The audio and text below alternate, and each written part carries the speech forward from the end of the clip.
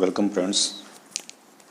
આજે આપણે ધોરણ 10 ગુજરાતી માધ્યમ અંગ્રેજી સેકન્ડ લેંગ્વેજમાં unit number 6 I love you ટીચરનો અભ્યાસ કરીશું. આ પાઠમાં આપણે એક શિક્ષક વિદ્યાર્થીના જીવનમાં શું કરી શકે એની વાત છે.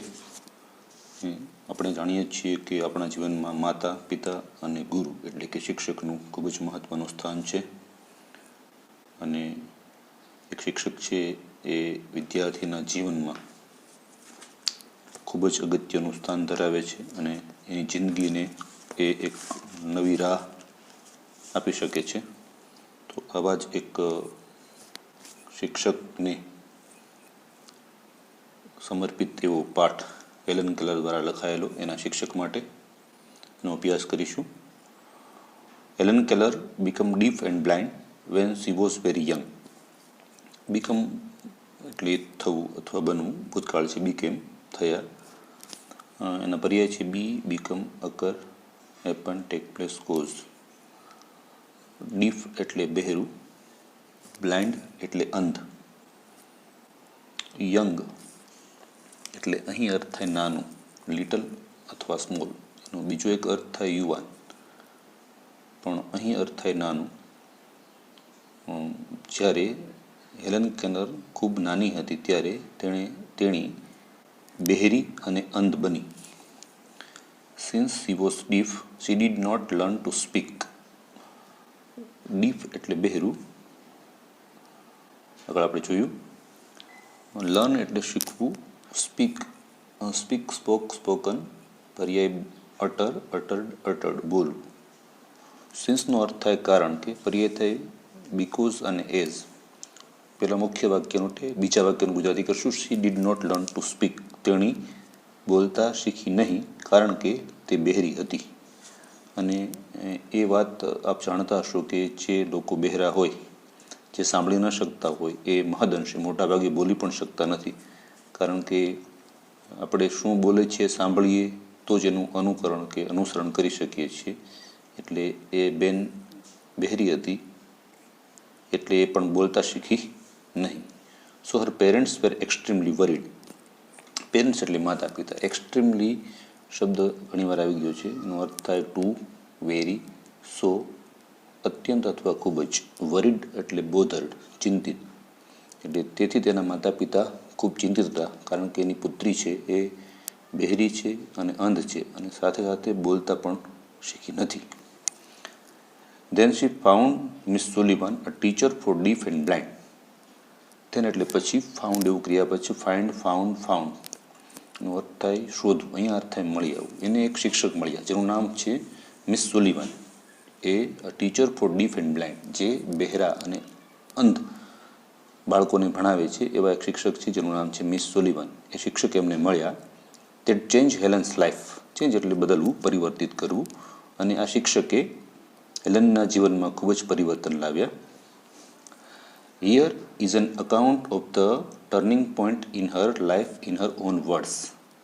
અને અહીં હિયર ઇઝ એન અકાઉન્ટ. અકાઉન્ટના ઘણા બધા અર્થ થાય. અકાઉન્ટનો સામાન્ય અર્થ આપણે જાણીએ છીએ કે ખાતું નામમાં આવે છે, તો બેંકમાં ખાતું હોય એને અકાઉન્ટ કહેવાય. પણ અહીં એકાઉન્ટનો અર્થ થાય વૃત્તાંત અથવા અહેવાલ, પોતાની કથની, પોતાની વાત, વૃત્તાંત. ટર્નિંગ પોઈન્ટનો અર્થ થાય પરિવર્તનનું બિંદુ અથવા નિર્ણાયક ઘડી. એટલે કે છે કે અહીં એ નિર્ણાયક ઘડીની વાત છે. ક્યાં? In her life in her on words. એટલે કે પોતાના જ શબ્દોમાં પોતાના જ જીવનનો પરિવર્તન ઘડીનો વૃત્તાંત અહીં આપેલો છે.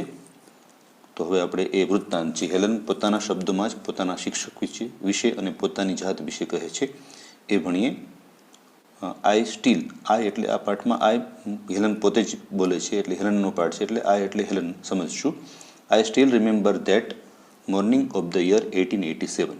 એટલે હેલન વાત કરવાનું શરૂ કરે છે કે મને હજી, સ્ટીલ એટલે હજી પણ, remember, remember means remind, recall, memorize અર્થ થાય યાદ કરવું. વિરુદ્ધાર્થી થાય ફરગેટ, ભૂલી જવું.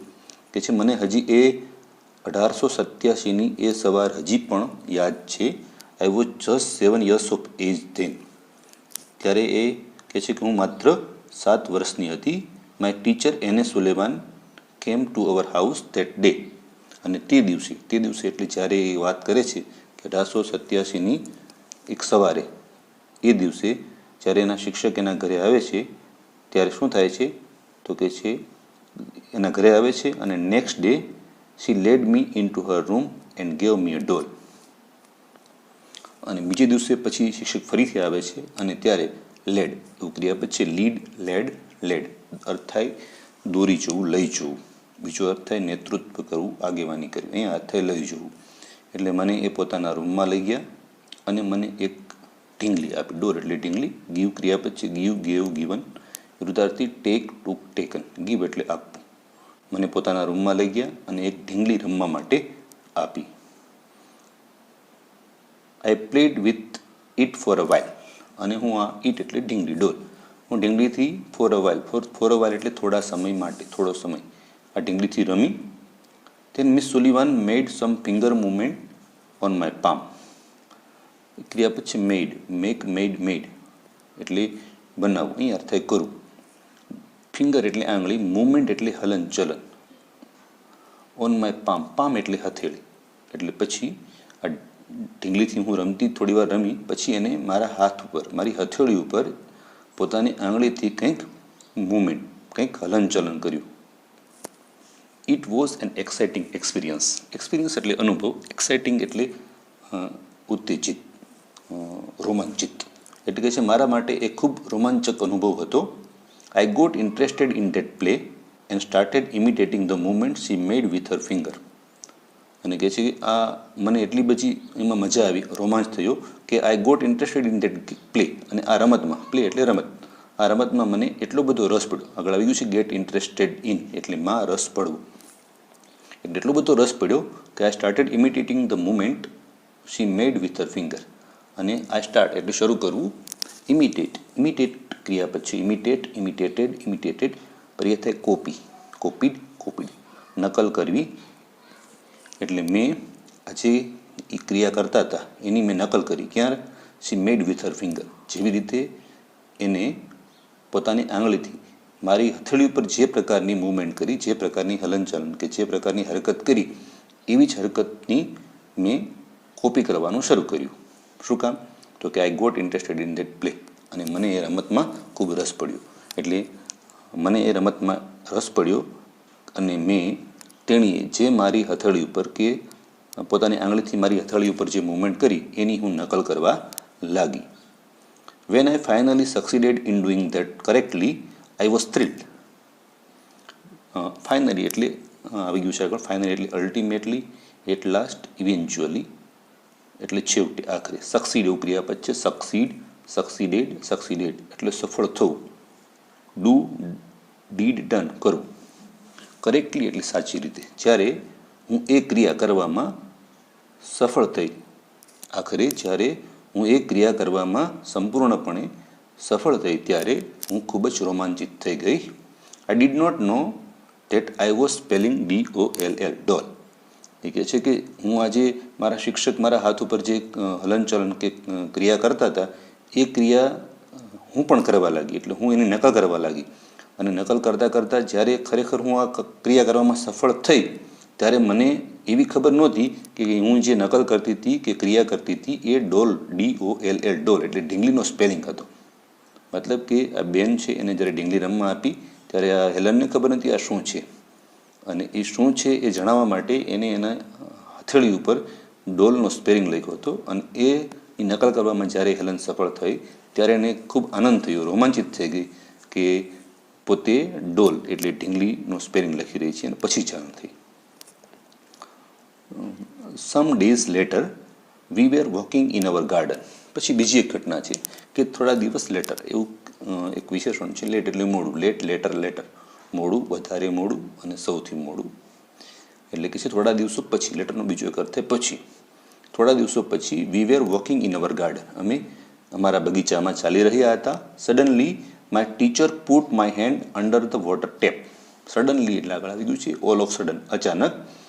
મારા શિક્ષકે પુટનું 3 રૂપ સરખા થાય. પુટ પર્યાય થાય પ્લેસ્ડ. લેડ મૂકવું, ત્યારે મારા શિક્ષકે મારો હાથ under the water tap, under એટલે નીચે, વોટર ટેપ એટલે પાણીની ચકલી અથવા પાણી નળ જે આવે એ નળ શરૂ કરી અને નળમાંથી જે પાણી વહેતું હતું ત્યાં એને મારો હાથ મૂકી દીધો. As the cool flow of water ran over one hand, she spelt WATER means water on my other palm. As એટલે જીવ. એઝના ઘણા બધા અર્થ થાય. અહીંયા અર્થ થાય જીવ. આપણે આગળ જોયું હતું સિન્સના પર્યાયમાં એઝ કીધું, એનો અર્થ થાય કારણ કે, એઝનો અર્થ થાય જ્યારે, એઝનો એક અર્થ થાય તરીકે, એમ ઘણા બધા અર્થ છે, પણ અહીંયા જીવ. As the cool flow of water ran over one hand. Ran એટલે વહેવું. અહીંયા અર્થ થાય રન વહેવું. બીજો એક એનો અર્થ થાય દોડવું. એટલે કે છે જેવું આ ઠંડુ પાણી મારા હાથ ઉપરથી વહેવા લાગ્યું ત્યારે તેણીએ મારી બીજી હથેળી ઉપર સ્પેલ એટલે જોડણી કરવી, સ્પેલ્ટ જોડણી કરવી અથવા લખવું. વોટર મારા બીજા હાથની હથેળી ઉપર વોટર એવું લખ્યું. મતલબ એને શીખવાડે છે કે આ જે તને અનુભવ થાય છે, જે તું સ્પર્શે છે એને વોટર કહેવાય. We played this game every day touching different objects. અને પછી તો આ સિલસિલો, આ પ્રક્રિયા લાંબો સમય ચાલી. એટલે કે we played this game every day. અમે આ રોજ આ રમત રમતા. Touching different object. ડિફરન્ટ એટલે વેરિયસ, જુદું જુદું, ભિન્ન, અલગ. ઓબ્જેક્ટ એટલે વસ્તુ, ચીજ, થિંગ. અને અમે જુદી જુદી વસ્તુઓને સ્પર્શીને રોજ આ રમત રમતા. મતલબ એના શિક્ષક છે અને કોઈ નવી વસ્તુનો સ્પર્શ કરાવે અને પછી એને હાથ ઉપર એ વસ્તુનો સ્પેલિંગ શીખવે, એ વસ્તુનું નામ શીખવે. It awaken my soul. Awaken એવું ક્રિયા પછી અવેકન્ડ એટલે જગાડવું, જાગૃત કરવું. સોલ એટલે આત્મા. એનાથી મારો આત્મા જાગૃત થયો. I came to know that everything had a name. અને મને એવી જાણ થઈ, મને એવું સમજાણું કે દરેક વસ્તુનું એક નામ હોય છે. Now every name gave birth to a new thought. અને હવે આ ઈચ શબ્દ છે એનો અર્થ થાય દરેક, એનો પર્યાય થાય એવરી.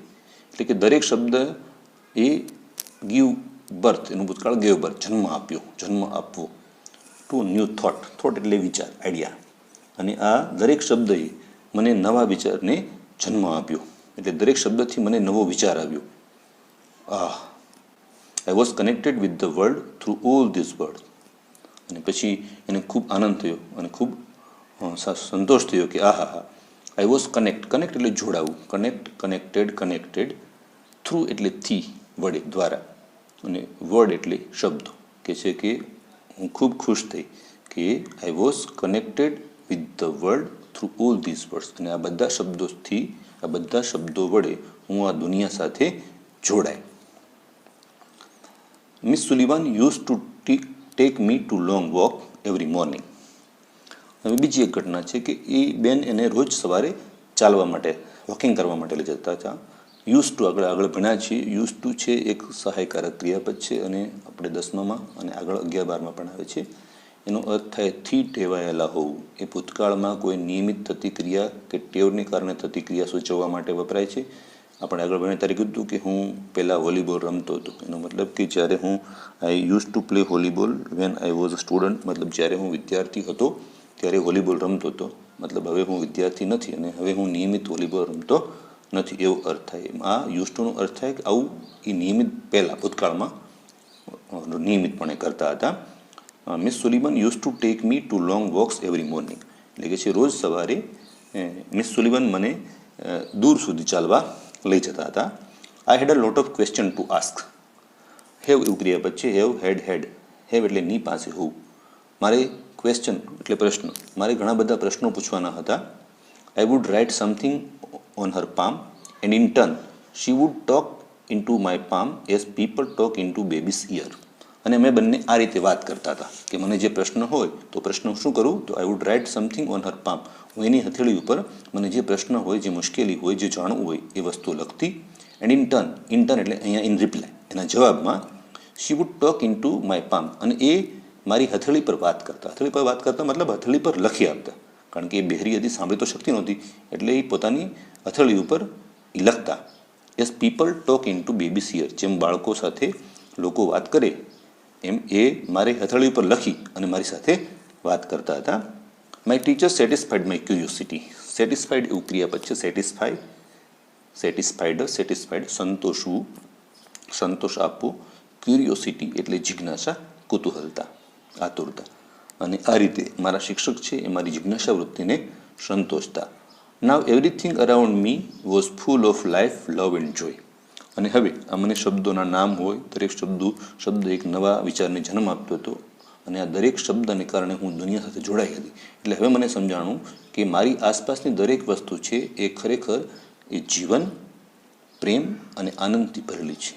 લવ, લાઈફ એન્ડ જોય એટલે જિંદગી, પ્રેમ અને જીવનથી ભરેલું. ફૂલ ઓફ એટલે થી ભરેલું છે. એટલે કે છે કે હવે મને સમજાણું કે મારી આસપાસની દરેક વસ્તુઓ છે એ જીવન, પ્રેમ અને આનંદથી ભરેલી છે.